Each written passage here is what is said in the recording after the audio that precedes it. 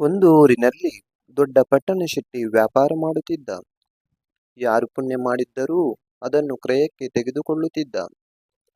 ಆ ಊರಿನ ಸಮೀಪದ ಊರಿನಲ್ಲಿ ಬಹಳ ಬಡವರಾದ ಗಂಡ ಹೆಂಡತಿರಿದ್ದರು.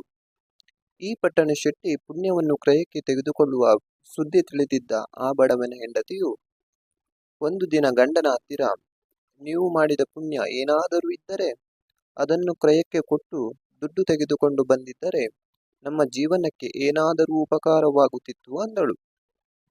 ಆಗ ಆ ಬಡವನು, ನಾನು ಇವತ್ತಿನವರೆಗೆ ಏನೇನೂ ಪುಣ್ಯ ಮಾಡಿದವನಲ್ಲ, ಪುಣ್ಯವೆಂದರೆ ಏನೆಂದು ನನಗೆ ಗೊತ್ತೇ ಇಲ್ಲ ಎಂದು ಹೆಂಡತಿಗೆ ಹೇಳಿದ. ಹೆಂಡತಿಯು ಒತ್ತಾಯದಿಂದ, ಏನಾದರೂ ಪುಣ್ಯ ಇದ್ದರೂ ಇರಬಹುದು, ಅದನ್ನೇ ಮಾರಿ ಬನ್ನಿ ಎಂದು ಹೇಳಿ ಗಂಡನನ್ನು ಕಳುಹಿಸಿದಳು. ಅವನಿಗೆ ದಾರಿಯಲ್ಲಿ ತಿನ್ನುವುದಕ್ಕಾಗಿ ಒಂದು ರೊಟ್ಟಿಯನ್ನು ಕೊಟ್ಟು ಕಳುಹಿಸಿದಳು. ಅವನು ಆ ಪಟ್ಟಣ ಶೆಟ್ಟಿಯ ಊರ ಸಮೀಪಕ್ಕೆ ಹೋಗುತ್ತಿರುವಾಗ ಒಂದು ಹಳ್ಳ ಸಿಕ್ಕಿತು. ಇಲ್ಲೇ ಈ ರೊಟ್ಟಿಯನ್ನು ತಿಂದು ನೀರು ಕುಡಿದು ಹೋಗುವ ಎಂದು ರೊಟ್ಟಿಯನ್ನು ತೆಗೆಯುವಷ್ಟರಲ್ಲಿ ಒಬ್ಬ ಬಡವ ಹಸಿವಿನಿಂದ ಕಂಗಾಲಾಗಿ ಅಲ್ಲಿಗೆ ಬಂದು ಅವನ ಹತ್ತಿರ, ನನಗೆ ತುಂಬಾ ಹಸಿವೆ, ಏನಾದರೂ ಕೊಡು ಎಂದು ಬೇಡಿದ. ಆಗ ಆ ಬಡವನು ತನ್ನಲ್ಲಿದ್ದ ರೊಟ್ಟಿಯಲ್ಲಿ ಅರ್ಧ ಭಾಗವನ್ನು ಅವನಿಗೆ ಕೊಟ್ಟು ಉಳಿದ ಅರ್ಧವನ್ನು ತಾನು ತಿಂದ. ಆಮೇಲೆ ಪಟ್ಟಣ ಶೆಟ್ಟಿಯ ಮನೆಗೆ ಬಂದ. ದಾರಿಯುದ್ದಕ್ಕೂ ತಾನು ಏನು ಪುಣ್ಯ ಮಾಡಿದೆ ಎಂದು ನೆನಪು ಮಾಡುತ್ತಾ ಬಂದ. ಶೆಟ್ಟಿಯ ಮನೆಯಲ್ಲಿರುವಲ್ಲಿಗೆ ಬಂದರೂ ತಾನು ಮಾಡಿದ ಪುಣ್ಯ ಯಾವುದು ಅವನಿಗೆ ನೆನಪಿಗೆ ಬರಲಿಲ್ಲ. ಆದ್ದರಿಂದ ಅವನು ಸುಮ್ಮನೆ ನಿಂತುಕೊಂಡಿದ್ದ. ಆ ಪಟ್ಟಣ ಶೆಟ್ಟಿಯು, ಏನು, ನಿನ್ನ ಪುಣ್ಯವನ್ನು ಕ್ರಯಕ್ಕೆ ಕೊಡಲಿಕ್ಕೆ ಬಂದಿದ್ದೀಯಾ ಎಂದು ಕೇಳಿದ.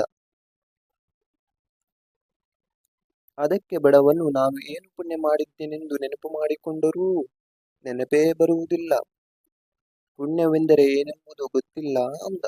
ಆಗ ಶೆಟ್ಟಿಯು, ನೀನು ಅನ್ನದಾನ, ವಸ್ತ್ರದಾನ ಇತ್ಯಾದಿ ಯಾವುದಾದರೂ ಒಂದು ದಾನವನ್ನು ಮಾಡಿದ್ದಿಲ್ಲವೋ ಎಂದು ಕೇಳಿದ.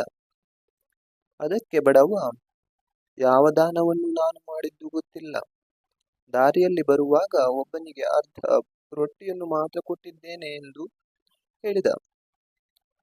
ಆಗ ಅದೇ ರೀತಿ ಬರೆದು ಈ ತಕ್ಕಡಿಯಲ್ಲಿ ಇಡು ಎಂದು ಪಟ್ಟಣ ಶೆಟ್ಟಿ ಹೇಳಿದ. ಆ ಶ್ರೀಮಂತ ಪಟ್ಟಣ ಶೆಟ್ಟಿಯ ಮನೆಯಲ್ಲಿದ್ದ ಎಲ್ಲ ದ್ರವ್ಯ ತಂದು ಆ ತಕ್ಕಡಿಯಲ್ಲಿ ಹಾಕಿದರೂ ತೂಕ ಬರಲಿಲ್ಲ. ಇನ್ನೂ ದ್ರವ್ಯ ಹಾಕುವ ಅಂತ ಅವನಿಗೆ ಮನಸ್ಸಿನಲ್ಲಿ ಇದ್ದರೂ ದ್ರವ್ಯ ಅವನ ಮನೆಯಲ್ಲಿ ಇರಲಿಲ್ಲ. ಲಕ್ಷಾಂತರ ರೂಪಾಯಿ ಇದ್ದರೂ ಆ ಪುಣ್ಯದ ತೂಕಕ್ಕೆ ಬರಲಿಲ್ಲ. ಆದ್ದರಿಂದ ಇನ್ನೂ ಹೆಚ್ಚಿಗೆ ದ್ರವ್ಯ ಇಲ್ಲ, ಇಷ್ಟಕ್ಕೆ ಇದನ್ನು ಕೊಟ್ಟು ಹೋಗು ಎಂದು ಶೆಟ್ಟಿ ಹೇಳಿದ. ಇದನ್ನು ನೋಡಿದ ಆ ಬಡವನು, ಇದರಲ್ಲಿ ಏನೋ ಮಹತ್ವವಿದೆ ಎಂದು ತಿಳಿದು ಆ ಪುಣ್ಯವನ್ನು ಕೊಡದೆ ಹಣವನ್ನು ಬಿಟ್ಟು ಮನೆಗೆ ವಾಪಸ್ ಬಂದ. ಮನೆಗೆ ಬರುವ ದಾರಿಯಲ್ಲಿ ತನ್ನ ಹೆಂಡತಿಗೆ ಏನಾದರೂ ಮಾಡಿ ಸಂತೋಷಪಡಿಸಬೇಕಂತ ತನ್ನ ವಸ್ತ್ರದಲ್ಲಿ ದೊಡ್ಡ ದೊಡ್ಡ 3 ಕಲ್ಲುಗುಂಡುಗಳನ್ನು ಕಟ್ಟಿ ಅದನ್ನು ಹೊತ್ತುಕೊಂಡು ಮನೆಗೆ ಹೋಗಿ ತನ್ನ ಹೆಂಡತಿಯ ಎದುರಿಗೆ ಇಳಿಸಿದ.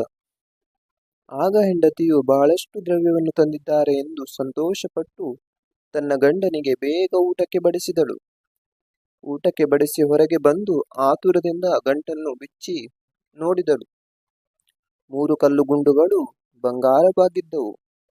ಆಗ ಗಂಡನನ್ನು ಕರೆದು ಹೇಳಿದಳು.